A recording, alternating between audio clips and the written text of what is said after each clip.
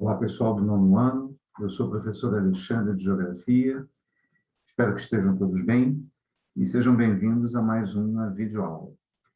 No nosso último encontro, nós falamos a respeito das modificações territoriais que acontecem no planeta. Países que surgem ou que desaparecem e tudo que está envolvido nessa modificação do mapa, né, do mapa mundi que a gente conhece.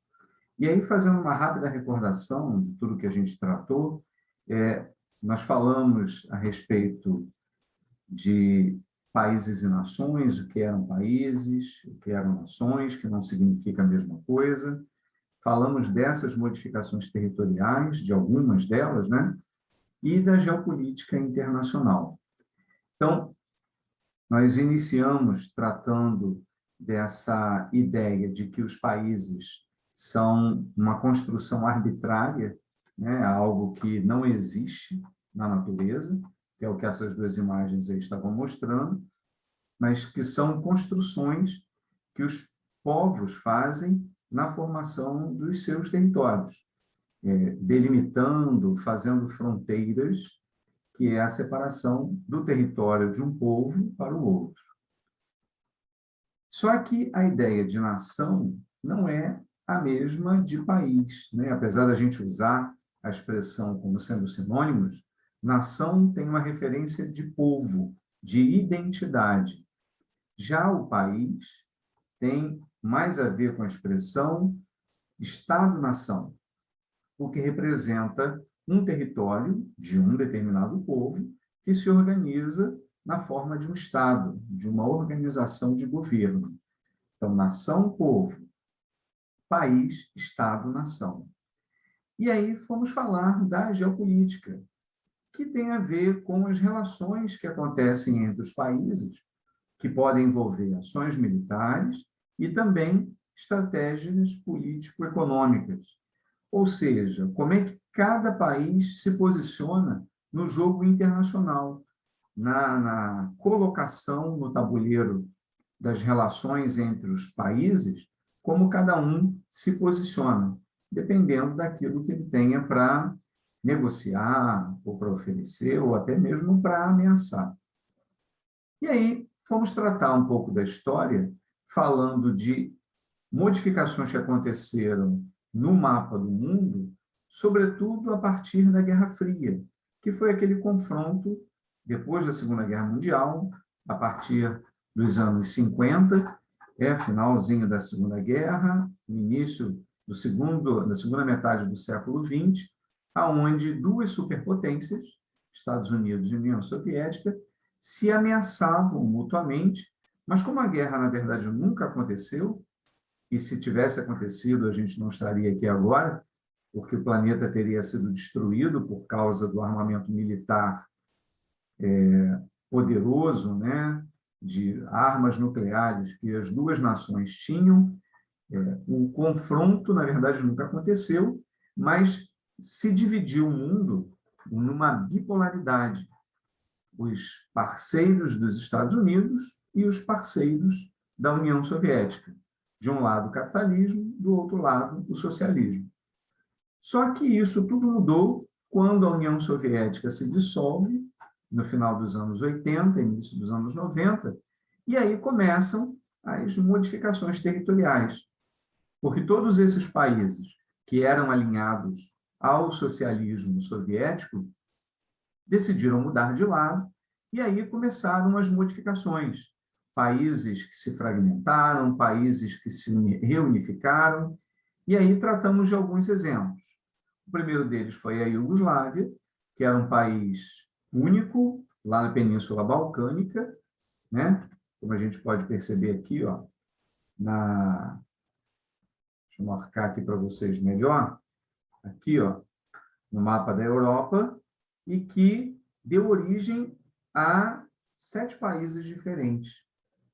Então, de uma única nação, saíram 7. Só que isso não foi de uma forma pacífica, né? Na verdade, uma mancha de sangue sai da divisão da Iugoslávia nesses países que marcou a história da humanidade no século XX, com vários conflitos muito violentos, com genocídio, né, tentativa de extermínio de um povo pelo outro. Então, foi uma marca muito ruim no início dos anos 90, nessa localização do mapa europeu. Falamos também da Tchecoslováquia, que é um país que, obviamente, não existe mais, mas que, diferente do que ocorreu com a Iugoslávia, foi uma separação muito tranquila, tão tranquila que ficou conhecida como Revolução de Veludo, onde dois povos que eram mantidos unidos no mesmo local decidiram partilhar o território, dando origem a duas nações independentes, cada uma para o seu povo, né, para a sua nação. E, como a gente já comentou, nem todos os casos foram de fragmentação, mas houve um caso de reunificação, que foi o caso da Alemanha, né? Destacada a Alemanha aqui, que, ao final da Segunda Guerra Mundial, com a derrota nazista, a Alemanha foi partilhada, foi dividida entre a União Soviética e os Estados Unidos em dois países, uma Alemanha ocidental e uma Alemanha oriental.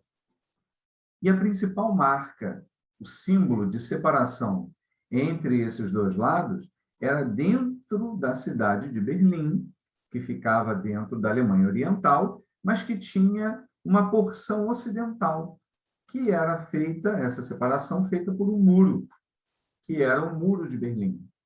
E quando a União Soviética se dissolveu, esses países socialistas também começaram a enfraquecer, e a Alemanha foi um desses grandes símbolos, porque houve a queda do Muro de Berlim, a queda real, né, verdadeira, física, o muro foi derrubado, e as duas Alemanhas foram reunificadas, dando origem ao que até hoje existe, um país extremamente forte, competitivo, uma das economias mais fortes, a principal da Europa e uma das mais fortes do mundo. E a própria União Soviética foi um desses exemplos de mudança no mapa, porque era o maior país do mundo, não só uma superpotência militar e tecnológica, mas também territorial, um país imenso que, ao se fragmentar, deu origem a 15 países. E como todos eles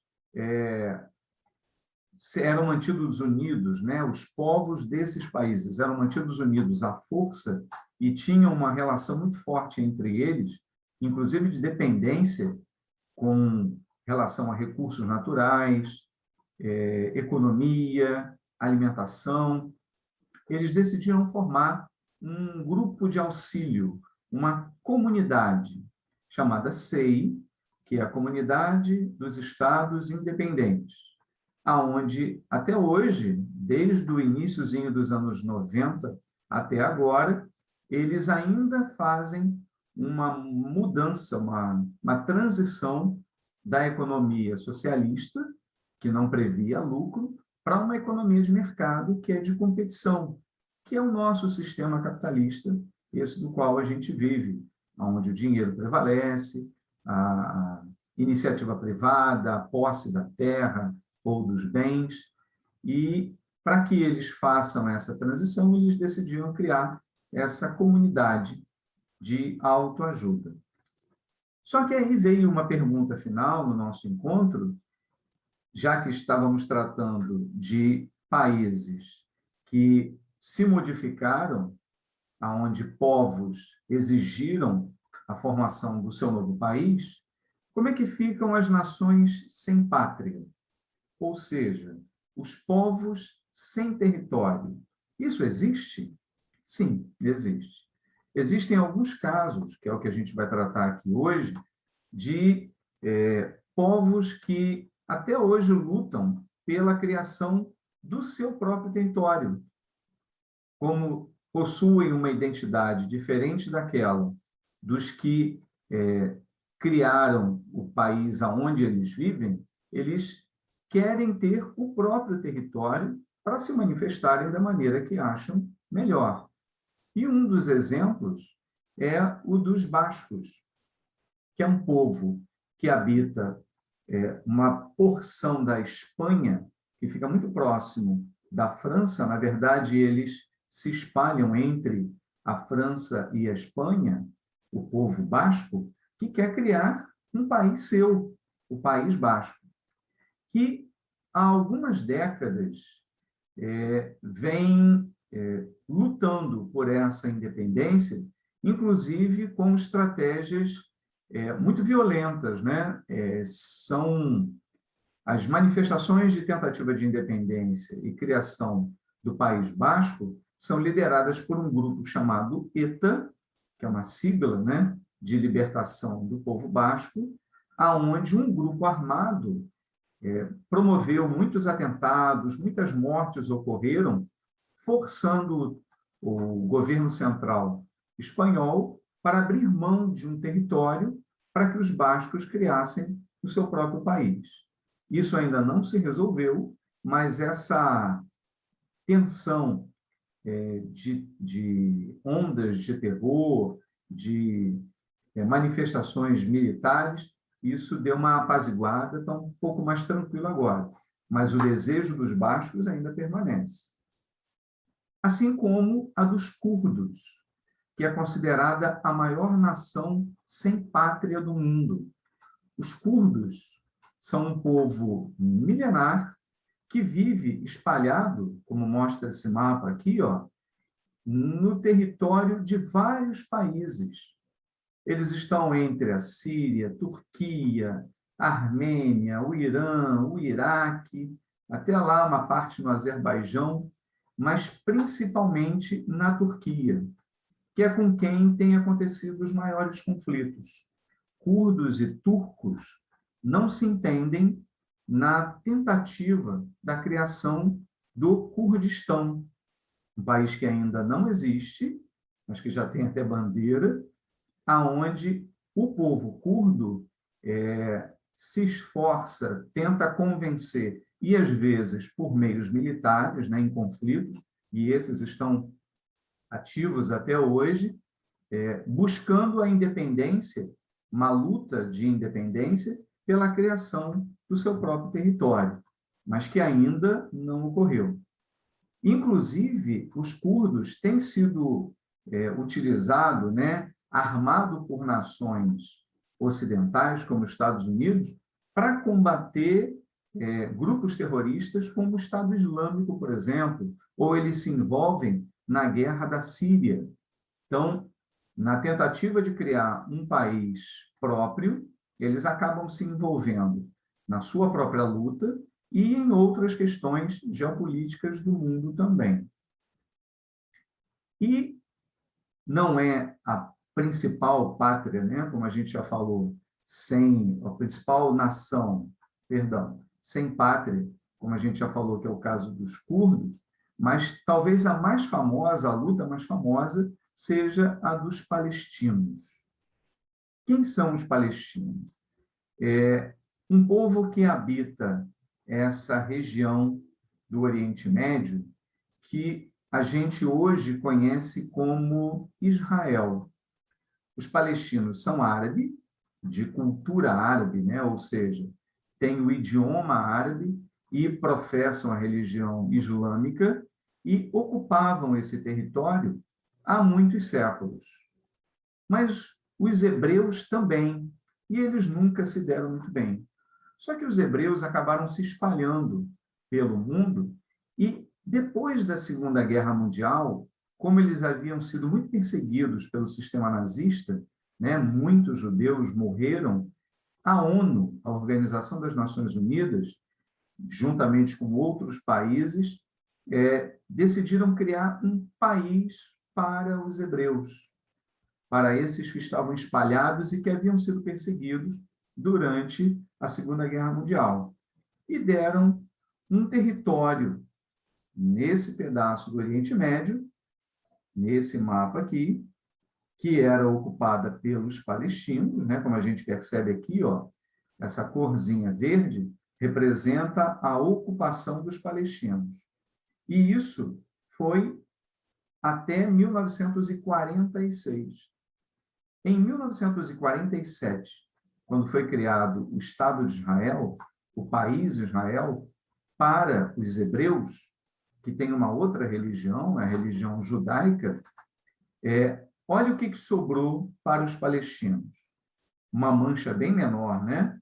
E o que a gente vê em branco é a ocupação do Estado de Israel, que ao longo do tempo foi diminuindo.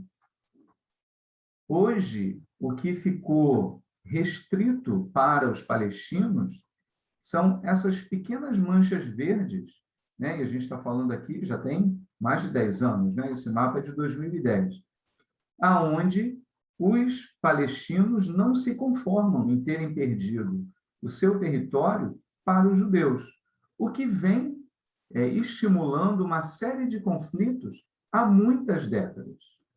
A questão é que os palestinos são bem menos armados, né, instrumentalizados para a guerra do que os judeus, né, os hebreus judeus. E aí o conflito acontece dentro do que é possível, com ações terroristas, com guerras de pedras mesmo, né, onde a população se enfrenta quase que constantemente. Por vezes isso dá uma apaziguada, mas nesse momento agora, né, quando a gente está tendo essa videoaula, hoje mesmo aconteceu um ataque entre os dois lados e, claro, as consequências para os civis são claras, né? Pessoas morrem por causa desses confrontos. Então, é mais um daqueles casos de um país que foi criado, um povo sem pátria que deseja ter o seu próprio país num território que já é ocupado por outro povo, e aí gera o conflito. Só que esse, né, que é no Oriente Médio, não é o único conflito que existe na Ásia. A Ásia é um continente imenso, é o maior continente do planeta, e com tantos países, os conflitos são naturais, né? Acabam acontecendo por divergências políticas, religiosas, por diversos motivos, né? Que é o que a Mafalda está falando aí. Ó. O problema do mundo nesse momento é a dor na Ásia. Então, a gente vai ver agora alguns desses conflitos que ou nasceram há algum tempo, alguns estão apaziguados, outros estão ativos, mas essa tensão por formação de novos territórios, ela ainda acontece. Então, ó, o primeiro que a gente vai ver aqui vai ser entre o Paquistão e a Índia, que eram duas colônias britânicas, né, duas colônias da Inglaterra, que, quando se tornaram independentes, deixou aparecer a diferença que existia entre os dois povos, paquistaneses e indianos, e até hoje eles disputam a divisão territorial entre um país e outro. O problema é que os dois países possuem armamento nuclear, o que é uma ameaça não só para a região, mas para o planeta como um todo. A anexação do Tibete pela China, a China, nas suas fronteiras, sempre desejou expandir seu território, e o Tibete era um país pequeno, que não oferecia muita resistência, então, que era muito aliado do Império Britânico no passado, e numa justificativa de afastar a influência britânica sobre o Tibete, a China acabou anexando esse país, e até hoje existe uma luta pacífica, muito mais de propaganda, pela libertação do Tibete pela China, o que ainda não aconteceu também. Mais recentemente surgiu o problema da Chechênia, que é uma região dentro da Rússia, que foi um dos países que surgiram com o fim da União Soviética, que continua sendo o maior país do mundo, inclusive, mas uma região nessa porção da Rússia que tenta se tornar independente, mas que o governo central não permite. E já aconteceram diversos conflitos sangrentos nessa parte aqui da Ásia, né? Nesse pedaço do território russo. E, por fim, a Guerra das Coreias. Coreia do Norte, Coreia do Sul, foram países que surgiram durante ao fim da Segunda Guerra Mundial, onde cada uma das partes foi apadrinhada por uma das grandes superpotências, Coreia do Norte pela União Soviética, Coreia do Sul pelos Estados Unidos, o que acabou gerando um conflito armado entre os dois lados. Até hoje, eles têm um muro que separa a fronteira dos dois países, apesar de ser um único povo, né, o povo coreano, mas dividido em duas nações, que mantém atualmente uma situação mais tranquila, mas que a guerra não é considerada encerrada. Então, é um conflito brando, mas que ainda existe como ameaça grande da Coreia do Norte, não só para os seus vizinhos, mas para todos os seus aliados também, né? Todos que forem aliados da Coreia do Sul. E falando nisso, vamos já indo para o nosso encerramento aqui, falando de duas últimas modificações. Uma foi a criação do penúltimo país do mundo a surgir, que foi o Timor-Leste, que era uma ex-colônia de Portugal até os anos 70, que acabou sendo incorporada pela Indonésia e que, por diversos conflitos armados, lá no iniciozinho dos anos 2000, conseguiu a independência e se tornou um país à parte, que é reconhecido pelos outros países do mundo. E na Oceania, que é o nosso último continente, não aconteceu nada? Aconteceu também.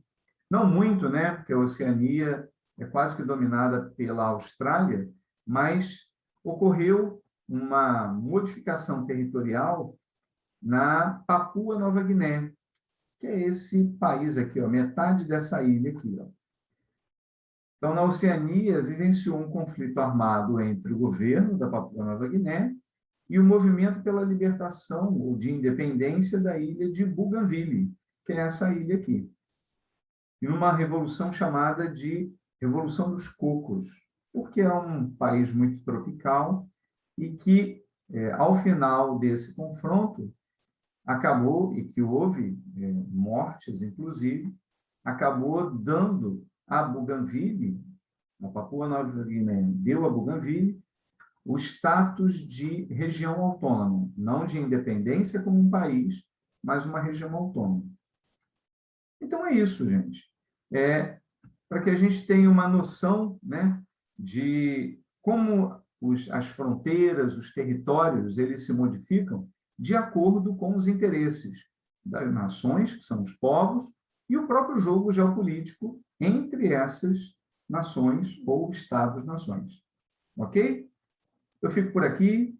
Cuidem-se, fiquem bem e até o nosso próximo encontro. Tchau, tchau.